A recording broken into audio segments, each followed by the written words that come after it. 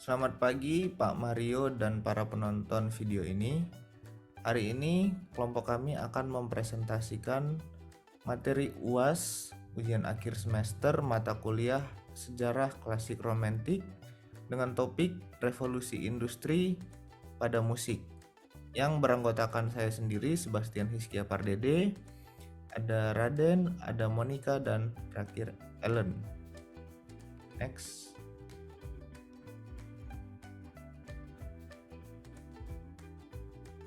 Pembahasan kami di topik ini mencakup latar belakang revolusi industri, di mana kami akan membahas secara keseluruhan bagaimana revolusi industri dan perkembangannya. Kedua, perkembangan musik secara spesifik di era revolusi industri ini, dan bagaimana hubungan revolusi industri dengan middle class, serta beberapa contoh komposer yang berkembang akan kami bahas pada video ini. Berikutnya. Yang pertama, saya akan membahas revolusi industri dulu. Makna dan arti revolusi industri. Revolusi industri merupakan sebuah perubahan yang besar-besaran yang terjadi kepada kerja dalam pengolahan sumber daya alam dan perdagangan barang. Nah, revolusi industri ini jadi peralihan antara sebuah cara yang kuno, cara yang tradisional menjadi ke cara yang sangat modern dengan adanya perkembangan teknologi dan kemajuan zaman yang sangat pesat. Nah, revolusi industri ini dimulai pada abad ke-18 yang berkembang di wilayah Eropa, Amerika Serikat, dan Jepang. Next.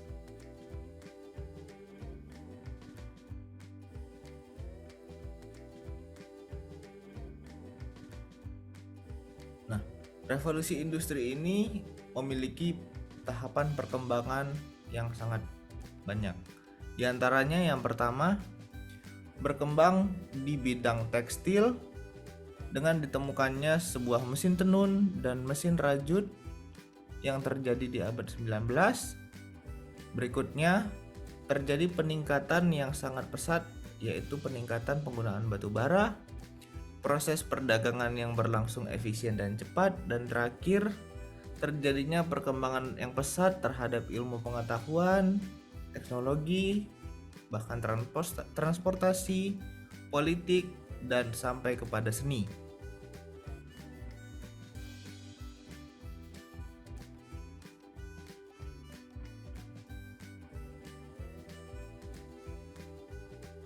Berikutnya kita akan masuk kepada spesifik topiknya, yaitu perkembangan musik dalam revolusi industri. Nah, sebelumnya musik hanya diperdengarkan di lingkungan yang sangat terbatas, yang sangat kecil, seperti keluarga, komunitas-komunitas lokal. Nah, seiring dengan perkembangan revolusi industri, musik itu lebih mudah diakses oleh masyarakat luas.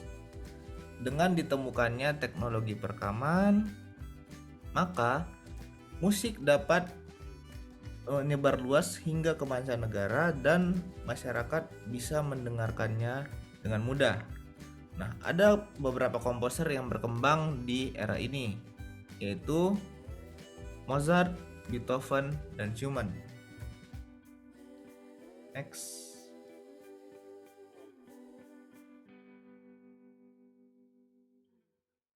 Selanjutnya, saya akan membahas dampak revolusi industri pada masyarakat dan hubungannya dengan middle class. Jadi di revolusi industri ini membawa kekayaan besar bagi sebagian besar pengusaha yang membantu untuk menggerakkan revolusi industri ini. Namun bagi jutaan pekerja yang bekerja di pabrik-pabrik baru, era industri ini justru membawa kemiskinan dan kondisi yang buruk, juga kehidupan yang keras bagi mereka. Alasan dari hal tersebut itu karena masyarakat mulai pindah ke kota-kota industri baru. Revolusi industri sendiri membawa arus urbanisasi yang cepat ke kota. Perubahan mulai dari pertanian, pertumbuhan populasi yang melonjak, dan permintaan pekerja yang terus meningkat juga membuat banyak orang bermigrasi dari pertanian ke kota. Hampir dalam semalam, kota-kota kecil di sekitar tambang batu bara itu pun jadi kota-kota. Nah, selanjutnya revolusi industri juga menciptakan kelas menengah yang baru bersama dengan kelas-kelas pekerja. Mereka yang berada di kelas menengah memiliki dan mengoperasikan pabrik. Juga ada tambang, juga rel kereta api, dan lain sebagainya. Gaya hidup mereka itu jauh lebih nyaman daripada kelas-kelas pekerja. Selanjutnya, kelas menengah yang paling diuntungkan dari revolusi industri ini. Revolusi industri sendiri itu menciptakan kelas menengah baru, seperti yang tadi dijelaskan, yang anggotanya berasal dari berbagai latar belakang. Beberapa ada yang pedagang yang menginvestasikan keuntungan mereka yang terus meningkat di pabrik-pabrik. Juga ada yang penemu atau pengrajin terampil yang mengembangkan teknologi baru. Juga ada yang datang dari kemiskinan namun berhasil mendapatkan keuntungan di revolusi industri ini. Nah, dari situ kita bisa melihat bahwa ada hal-hal yang terjadi di masyarakat pada zaman itu yang akan menyebabkan arus musik ikut terpenuhi juga. Nah, pertama itu ide-ide pun lebih mudah untuk tersebar ke berbagai kota. Ide-ide itu bisa juga berupa karya-karya dari komposer. Nah, ini disebabkan oleh transportasi yang semakin canggih yang mendorong orang-orang desa untuk berpindah ke kota-kota. Nah, selanjutnya juga lebih banyak orang yang mampu untuk pergi ke konser-konser dan mendengarkan musik. Ini disebabkan juga oleh peningkatan taraf hidup banyak orang.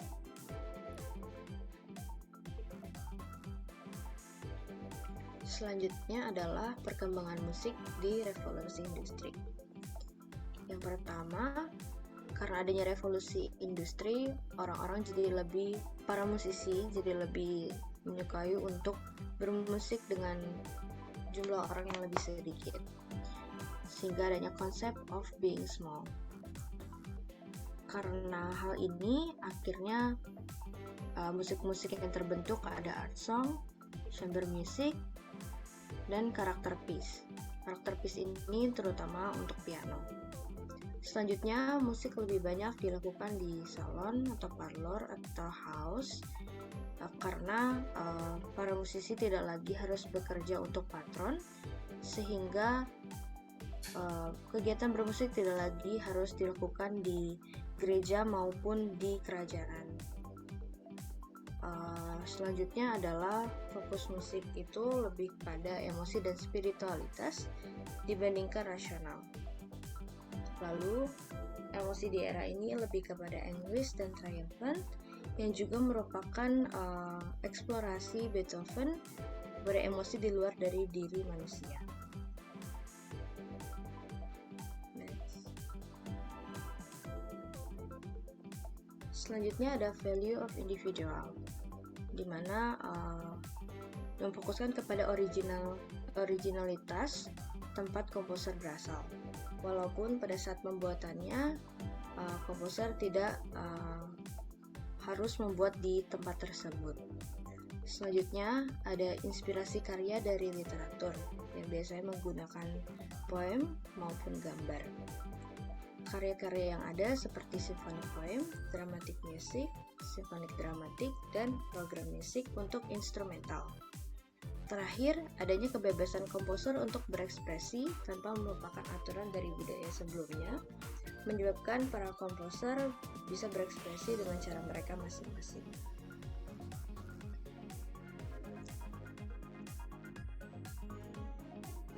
Oke. Komposer yang berkembang di revolusi industri. Dalam revolusi industri ini terjadi beberapa banyak perubahan yang tentunya sudah dijelaskan oleh teman-teman saya barusan. Dan tentunya di dalam musik juga terjadi perkembangan terutama pada literatur dan instrumen musik. Instrumen yang sangat berkembang pesat pada abad ini adalah instrumen piano yang diawali dengan munculnya forte piano. Dan pada abad ini terdapat komposer virtuos yang juga menjadi seorang pianis seperti Muzio Clementi, Joseph Haydn, Wolfgang Amadeus Mozart, dan Ludwig von Beethoven. Dapat kita lihat di mana fortepiano ini menjadi instrumen yang sangat mempengaruhi pada abad klasik ini, dikarenakan dari beberapa komposer di atas menulis banyak karya yang didasarkan untuk solo piano. Seorang pria yang memberikan kontribusi besar untuk memproduksi piano di Jerman adalah Johann Andreas Stein. Stein memperbaiki mekanisme pada piano Silbermann dan mengembangkan apa yang kemudian disebut action wina, yaitu sebuah mekanisme pukulan yang bisa lembut atau keras. Sistem baru yang digunakan selama bertahun-tahun dan populer tentunya. Piano baru ini menampilkan kualitas nada yang jernih dan keyboard yang merespon dengan baik terhadap sentuhan pemain.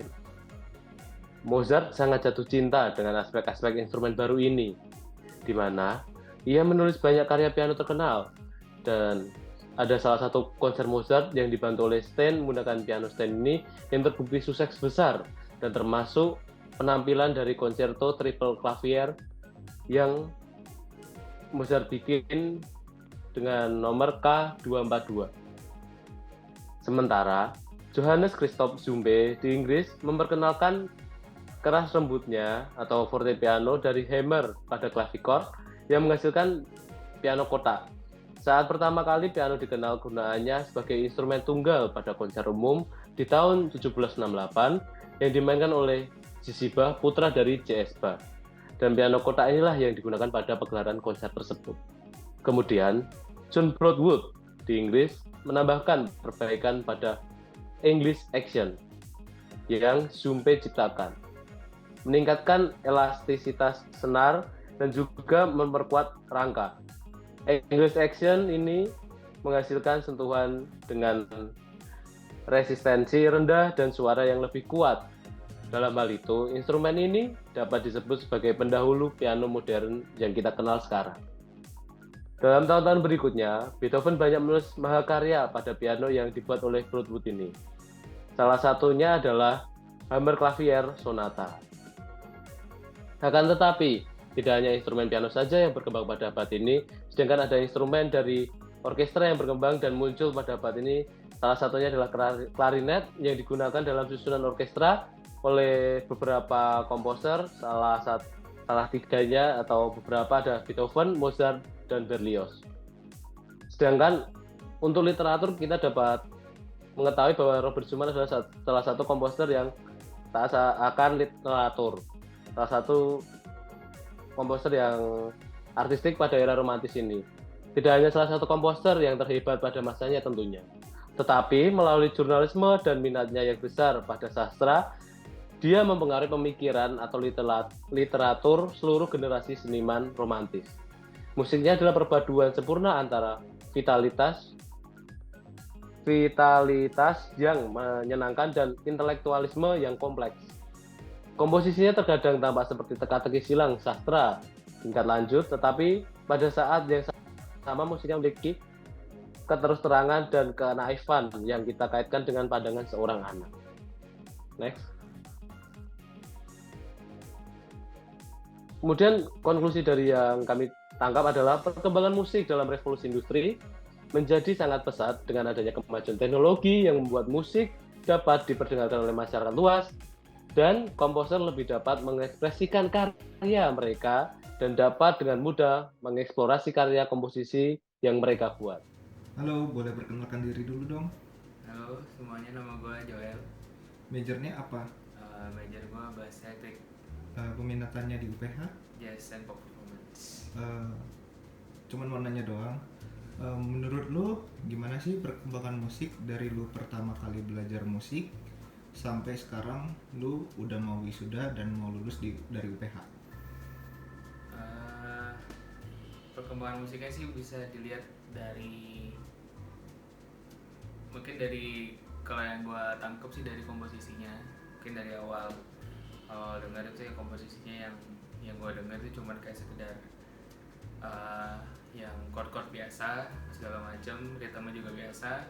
Terus makin lama makin jauh, akhirnya gue ngedenger kalau lagu-lagu itu nggak cuma bisa sesimpel itu, tapi bisa lebih rumit lagi, tapi tetap enak. Paling dari situ aja sih yang bisa gue ini perkembangannya. Oke, thank you buat kesempatannya. Oke, halo bro, boleh perkenalkan diri dulu dong. Halo semuanya, nama gue Reiner. Gue peminatan jazz and co-performance dan major gue saxophone. Lu kan udah belajar musik dari kapan tahu ya, dari lama banget ya. Menurut lu perkembangan musik dari lu pertama kali belajar musik sampai sekarang lu udah mau lulus dari kuliah gimana bro? Ada banyak ini sih, ada banyak faktor yang mempengaruhinya. Kayak contohnya dari musik-musik yang didengerin, kayak dari awal sampai saat ini kan pasti berbeda. Jadi ada beberapa yang kita bisa ambil gitu. Contohnya kayak melodi-melodinya yang jarang didengerin orang-orang, atau mungkin kayak ada banyak juga konsepnya, kayak misalnya time signature-nya atau teknik-tekniknya. Contohnya di saxophone ada beberapa juga yang baru belajar ini, terus kayak oh ternyata itu udah jadi salah satu aset buat bermusik aku gitu. Jadi mungkin kalau dilihat dari perkembangannya itu kali ya, ada dari melodi, ada segi harmonisnya juga, dan ada segi ritmisnya juga tentunya. Oke, terima kasih bro kesempatannya. Sekian presentasi dari kelompok kami. Kami ucapkan terima kasih.